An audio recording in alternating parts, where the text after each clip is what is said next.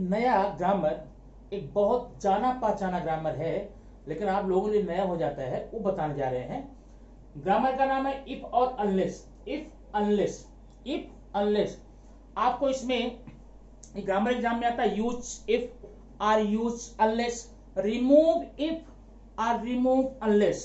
ठीक है, रह गई बात हमारे बच्चों को परेशानी इसमें होती है, रीजन ये है कि सिर्फ वो इसके आंसर को देखने का प्रयास करते हैं, आंसर इसका क्या हो सकता है, आंसर इसका कैसे लिखा जा सकता है। बस अगर आप इसकी मीनिंग समझ लें, मीनिंग को दिल में उतार लें, तो पक्का है कि ये आपको हमेशा हमेशा के लिए आपका हो जाएगा।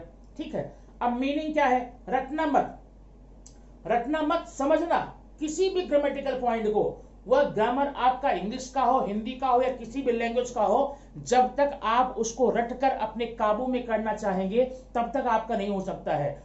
जब आप उसको आत्मसात करेंगे, समझेंगे, उसके क्या कॉन्सेप्ट्स हैं, क्लियर हो जाएंगे, अपने आप ग्रामर आपका हो जाएगा। क्योंकि देखो ग्रामर जो होते हैं लैंग्वेज के या किसी भाषा के, वह प्रतिदिन उपयोग में लाए जाने वाले वाक्य होते हैं। उसको अगर हमने समझ लिया तो फिर हमको ग्रामर में कोई प्रॉब्लम होगी नहीं ना। पुरानी बातें हुआ करती थी कि क्या होती थी, रटंत विद्या खुदंत पानी, माने विद्या रटने से आती है, अब खुदाई करने से पानी प्रकट होता है। वो बातें गई, रटंत विद्या की बातें नहीं है। आज आप कितनी चीज रटेंगे, कि वेदों की श्लोक नहीं है, कि कुछ एक सर्टेन टॉपिक नहीं है आपके जिम्मे, आपके जिम्मे पूरे विश्व के ज्ञान का भंडार आपको समझना है। तो फिर रटकर तो पार पाएंगे नहीं, तो कैसे पाएंगे आज हम देखते हैं। पहले इसकी मीनिंग देखिए, ये जो इफ है आयन, इसकी मीनिंग क्या होती है, इसकी मीनिंग होती है यदि, याद रखना हिंदी में यदि। अभी मीनिंग समझनी है क्योंकि उसके बाद में आप इसको आसानी से कर पाएंगे। दूसरा सेंटेंस, दूसरा वर्ड आपका है सॉरी अनलेस। ये अनलेस क्या होता है, अनलेस का मतलब होता है इफ नॉट, ध्यान देना, इफ यदि। अब अनलेस की मीनिंग होती है इफ नॉट, मतलब यदि नहीं, यदि नहीं।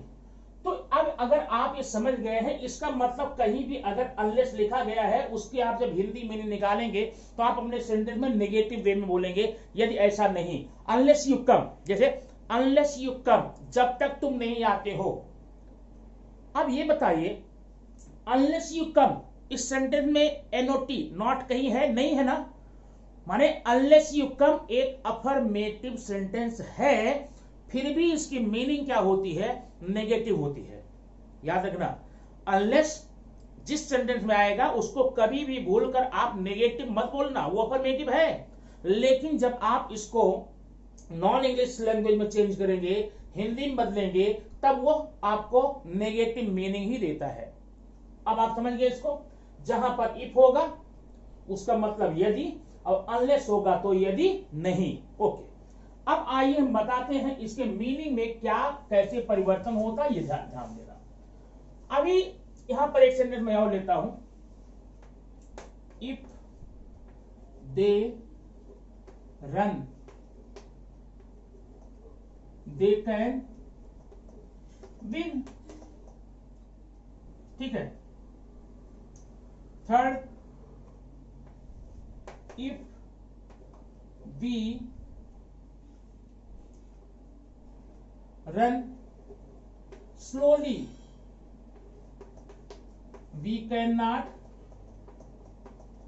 get the train। अब यहां देखना, मैंने 3 सेंटेंस लिया है, 3 सेंटेंस में आपको पूरा बताने का प्रयास करूंगा, और उसके बाद में कुछ और सेंटेंस लेकर हम लोग कंफर्म कर लेंगे। उसके बाद ये वीडियो देखने के बाद में आपको जहां पर लगे कि आपको और आवश्यकता है तो आप कमेंट बॉक्स में जाकर बोल सकते हैं। और हाँ, वीडियो में आगे बढ़ने के पहले मैं आपसे कहना चाहूंगा, अगर आप ये वीडियो पहली बार देख रहे हैं तो सब्सक्राइब जरूर कर लेना, क्योंकि ऐसे ही वीडियो में इस चैनल पर लाता रहता हूं जो आपके लिए, आपके एग्जाम के लिए, या आप अगर एग्जाम के परे हो गए हैं, आप घर के बड़े हैं, तो आपके घर के बच्चों के लिए ये बड़ा उपयोगी चैनल है, बड़ा उपयोगी वीडियो आपके लिए आता है। और सब्सक्राइब करने के बाद में बेल आइकन को दबाना न भूलें, ताकि मेरे द्वारा दी गई कोई भी वीडियो का नोटिफिकेशन सबसे पहले आपके पास पहुंच जाए। चलिए आगे देखते हैं। अब हमने यहां पर 3 सेंटेंस लिया है। If you will work hard you can get your aim, if they run they can win, if we run slowly we can not we can get the trail, we can not get the trail। अब ऐसा sentence है। अब meaning देखना, पहले ध्यान देना।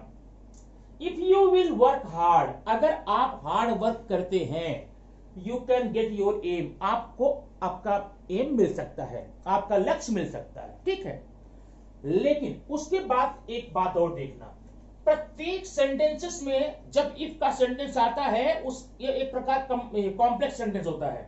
इसमें आपको 2 क्लॉज मिलेंगे। पहला क्लॉज है इफ से लेकर कॉमा तक, दूसरा नेक्स्ट आगे का है, वैसे सब में है। अब पहले ये देखना, if you will work hard, ये सेंटेंस है किसका, कैसी मीनिंग देगा? यदि तुम तेज दौड़ोगे, यदि तुम तेज दौड़ोगे। अब ध्यान देना, ये sentence if you will work hard, ये सेंटेंस अफर्मेटिव में है और मीनिंग भी इसकी अफर्मेटिव में है, ठीक है। सेंटेंस दिख रहा अफर्मेटिव, मीनिंग भी अफर्मेटिव। अभी मैंने बताया कुछ सेंटेंस दिखने में होते हैं अफर्मेटिव, लेकिन उनकी मीनिंग होती है नेगेटिव। जैसे किसी सेंटेंस में अनलेस लग जाएगा, अनटिल लग जाएगा, उसकी मीनिंग नेगेटिव होगी। लेकिन यहां पर क्या है, if you will work hard, अगर आप हार्ड वर्क करते हैं, ठीक, सेंटेंस अफर्मेटिव में, मीनिंग भी अफर्मेटिव में। You can get your aim, आप अपना एम प्राप्त कर सकते हैं, ये भी पोर्शन है अफर्मेटिव में और मीनिंग भी है अफर्मेटिव में, ध्यान देना रखना। अब हम यहां पर देखिए, जब आपको सेंटेंस आता है, सेंटेंस में लिखा जाएगा do as directed, remove unless, rewrite the sentence removing unless, sentence को अनलेस निकाल, sorry, rewrite sentence using unless, sentence को अनलेस यूज करते हुए लिखिए, या rewrite the sentence removing if, sentence को इफ को रिमूव करते हुए लिखिए। अब आपको यहां पर क्या क्या कहा जा सकता है, इफ को रिमूव करो या फिर अनलेस का यूज करो। कहने के तरीके 2 हैं, लेकिन काम एक ही है। जब भी आप इफ को रिमूव करेंगे तो 100% आपको वहां पर अनलेस का यूज करना ही होगा, ठीक। और अगर आप यहां अनलेस यूज करते हैं तो इफ को रिमूव करना ही होगा। अब ध्यान देना, हमने यहां कर लिया अनलेस, ध्यान देना, अनलेस, इफ की जगह अनलेस करके पूरा सेंटेंस आप लिख जाइए, unless you will work hard. ध्यान देना, मैंने इसमें कर लिया, अब ऐसे यहां भी करूंगा, अनलेस दे रन, ठीक है। अब यहां भी करूंगा, अनलेस वी रन स्लोली। ध्यान देना, एक और लिखते हैं, if you do not call me I can't come. ये देखना। अब चौथे में हम यहां करेंगे अनलेस। अब ध्यान देना, ऊपर के सेंटेंस में सब में आपने फर्स्ट पोर्शन में अनलेस कर लिया, जहां पर इफ था, बाकी पूरा सेंटेंस बिना किसी चेंज के लिख लिया। लेकिन नीचे के सेंटेंस में आप देखिए नेगेटिव सेंटेंस है, if you do not call मी, अगर आप मुझे नहीं बुलाते हैं, तो सेंटेंस नेगेटिव है और मीनिंग भी नेगेटिव है, बराबर है। लेकिन जब भी कभी किसी सेंटेंस में आप अनलेस लगाना, उसके नॉट को निकालना पड़ेगा आपको। कैसे? Unless you.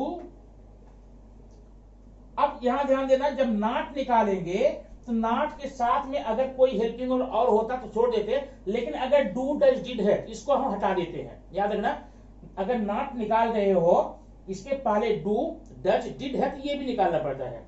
Unless you call मी। चलिए हमने 4 सेंटेंस दिए थे और चारों सेंटेंस के स्टार्टिंग में हम इफ की जगह अनलेस लगा लिए। अब ध्यान देना, पहले ध्यान दो, if you will work hard, इसकी मीनिंग कैसी है? अफर्मेटिव है। कैसी है? अफर्मेटिव। ठीक है, लेकिन आपने जब यहां पर अनलेस का यूज किया है तो मीनिंग कैसे आई? देखे, unless you will work hard, जब तक तुम वर्क हार्ड नहीं करते हो, जब तक तुम हार्ड वर्क नहीं करते हो, ऊपर है यदि तुम हार्ड वर्क करते हो, नीचे है जब तक तुम हार्ड वर्क नहीं करते हो। इसका मतलब सिर्फ इतना समझ लेना कि आपने जब इस सेंटेंस में इफ की जगह पर अनलेस को रिप्लेस किया, इफ की जगह पर अनलेस को लगा दिया, ऐसा करने में प्रॉब्लम क्या हो गई कि इसकी मीनिंग पहले तो अफर्मेटिव थी लेकिन बाद में आके नेगेटिव बन गई, बनी ना।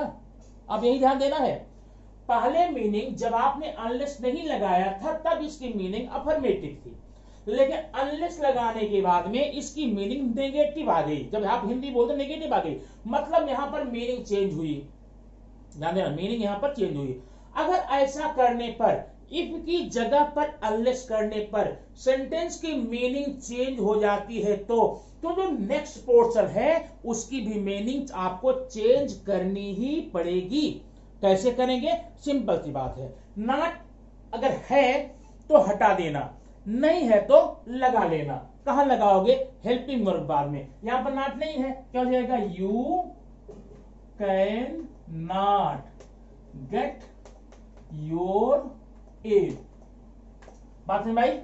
अब यहां पर देखेंगे, अगर इफ की जगह पर अनलेस का यूज करने पर उस क्लॉज की मीनिंग कन्वर्ट हो जाती है, मीनिंग चेंज हो जाती है, उसका अर्थ बदल जाता है, तो आगे के भी अर्थ को बदलना पड़ेगा।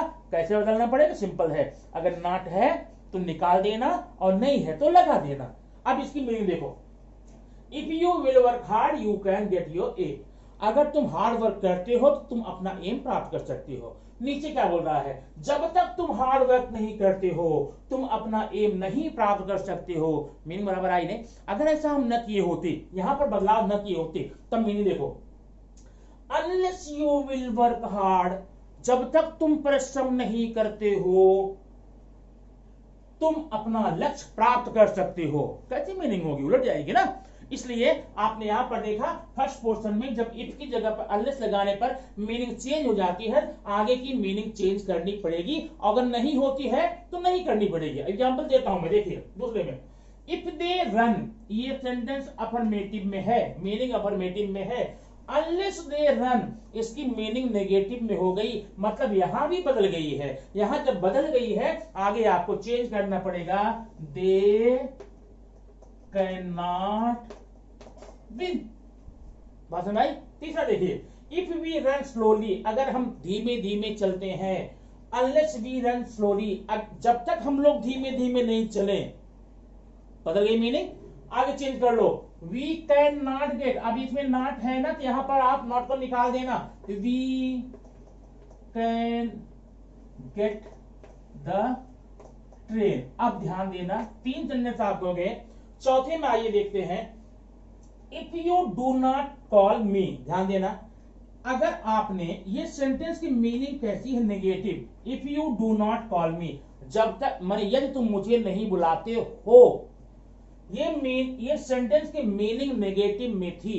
अब अनलेस यू कॉल मी, जब तक तुम मुझे नहीं बुलाते हो, इसकी भी मीनिंग नेगेटिव में ही आई। मतलब जब आपके सेंटेंस में इफ था तो भी मीनिंग नेगेटिव में थी, आपने अनलेस किया तो भी मीनिंग नेगेटिव में ही रह गई। मतलब मीनिंग में कोई परिवर्तन हुआ ही नहीं है। जब परिवर्तन नहीं हुआ है तो आप क्या करेंगे? आगे के पोर्शन में भी आप कोई प्रकार का चेंज नहीं करेंगे, जैसा है वैसा लिखेंगे। ठीक, नॉट है तो लगा रहने दो, नहीं है तो मत रहने दो, कुछ मत करना। आप क्या करेंगे? I can't come. समझ आया ना? तो इस प्रकार आप ये समझ गए होंगे, जब भी आप इफ की जगह पर अनलेस करेंगे, अगर उस पोर्शन की मीनिंग चेंज हो जाती है तो आगे के भी पोर्शन में चेंज करना होगा, और अगर मीनिंग चेंज नहीं होती है तो आगे के पोर्शन में वैसे जैसे था सेंटेंस वैसे ही रख देंगे। ठीक है, अब इसके बाद में एक छोटा सा एग्जांपल और लेंगे कि अगर मान लीजिए आपने यहां पर इफ की जगह अनलेस लगाया, अगर अनलेस की जगह पर इफ लगाना हो तो हम क्या करेंगे, अगले सेंटेंस में आप देख सकते। अब यहां देख सकते हैं आपके सामने 3 सेंटेंस दिए हुए हैं, तीनों के स्टार्टिंग में अनलेस है। इसका मतलब हम क्या करने वाले हैं, इस सेंटेंस में से अनलेस को रिमूव करेंगे या यूं कर लीजिए इफ का यूज करेंगे। ध्यान रखना, दोनों आ सकता है आपके एग्जाम में। rewrite the sentence removing unless or rewrite the sentence using if। अब ध्यान आपको एक और देना है, नंबर 1 यहां पर क्या लिखा जाएगा ब्रैकेट में, rewrite the sentence removing unless। Number 1 rewrite the sentence using if का यूज करो। और एक और देखिए, rewrite the sentence using if not, ऐसा भी दिया जाएगा। लेकिन ध्यान रखना, आपको अनलेस रिमूव करना हो, इफ यूज करना हो, इफ नॉट यूज करना हो, आपके सेंटेंस में इफ नॉट तो आएगा ही हर हाल में। अब देखिए कैसे करते हैं। तो सबसे पहले आप यहां पर करेंगे इफ, ध्यान देना, अनलेस की जगह पर इफ मैं सब में कर देता हूं। ठीक है, अब ध्यान देना, जब आपने अनलेस की जगह पर इफ किया मतलब अनलेस रिमूव किया, तो आप ध्यान दें अनलेस में एक वर्ड छिपा हुआ है नॉट, NOT, तो आपने नॉट को रिमूव कर दिया। और जब नॉट रिमूव कर देंगे मीनिंग चेंज हो जाएगी, इसलिए आप इसमें नॉट को ले लेना। कहां लोगे, हेल्पिंग वर्ब के बाद। तो इफ दे, अब यहां पर हेल्पिंग वर्ब नहीं है, ध्यान देना, तो क्या करेंगे, वर्ब का फॉर्म देखेंगे।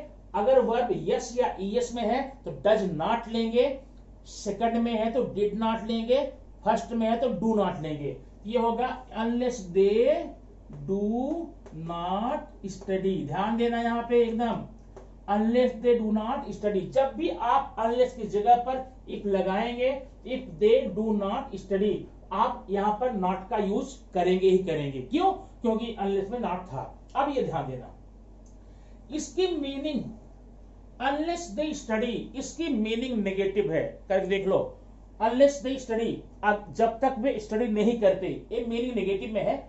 और जब आपने इफ दे डोंट स्टडी ऐसा आपने किया, तब भी तो नेगेटिव में ही है ना। इसका मतलब जब आप अनलेस को निकाल करके इफ नॉट करते हैं तो मीनिंग में किसी प्रकार का परिवर्तन नहीं होता है, मीनिंग जैसी थी पहले वैसे ही है। इसका मतलब नेक्स्ट पोर्शन में हम लोग किसी प्रकार का चेंज नहीं करेंगे, सीधा लिखेंगे, क्या लिखेंगे, they can't pass the exam. अब पक्का फिक्स हो गया, जब भी अनलेस वाले में इफ नॉट लगाओगे मीनिंग में कोई परिवर्तन नहीं होगा। नेक्स्ट जो पोर्शन है उसको हम जैसे के तैसे लिखेंगे। अभी देखो, इफ यू, अब यहां पर हेल्पिंग वर्ब है, नॉट लगा लो। If you will not come, आगे same, I will stay here. इसमें देखो इफ सी, अब यहां पर देखो नॉट लगाना है, लेकिन ध्यान लेना नॉट कभी भी विदाउट हेल्पिंग वर्ब आता ही नहीं, और आपको हेल्पिंग वर्ब चाहिए। यहां पर हेल्पिंग वर्ब नहीं है तो आप क्या देखेंगे, वर्ब का फॉर्म देखेंगे। ये कॉल्ड पास्ट फॉर्म में है, सेकंड में है, तो मिलेगा आपको did not. If she did not, अब कॉल ये फर्स्ट में हो जाएगा। If she did not call, अब मीनिंग देख रहे हैं, पहले नेगेटिव थी अभी नेगेटिव है, आगे जो करते हो करेंगे। आई इग्नोर्ड है, ये पूरा सेंटेंस लिख देंगे। इस प्रकार से आपका ये इफ और अनलेस का जो नाम का ग्रामर है आपका हो गया। प्रैक्टिस कीजिए, आप एग्जाम में बड़ा अच्छा नंबर देके जाएगा। ठीक है ना। और कोई प्रॉब्लम होती है कमेंट बॉक्स में जाकर आप बोल सकते हैं। और फिर मैं बार बार बोलता आता हूं कि अगर आपको कोई स्पेशली किसी पॉइंट पर राइटिंग स्किल में, ग्रामर में, लैंग्वेज स्टडी में या पैसेज में, फिगर स्पीच में कहीं किसी प्रकार की प्रॉब्लम होती है, आप बेधड़क कमेंट बॉक्स में जाकर बोलेंगे, मैं आपको तुरंत नेक्स्ट डे में वीडियो बना के दे दूंगा। अभी कुछ बच्चों ने कुछ कमेंट दिया था, कुछ डिमांड थी, ठीक है ना। आपने देखा होगा ये जो आपका माइंड मैपिंग का है, और माइंड मैपिंग में सीजन का है, ये सारे मैंने उनके कमेंट पर दिया है, अपने मन से तो दिया था।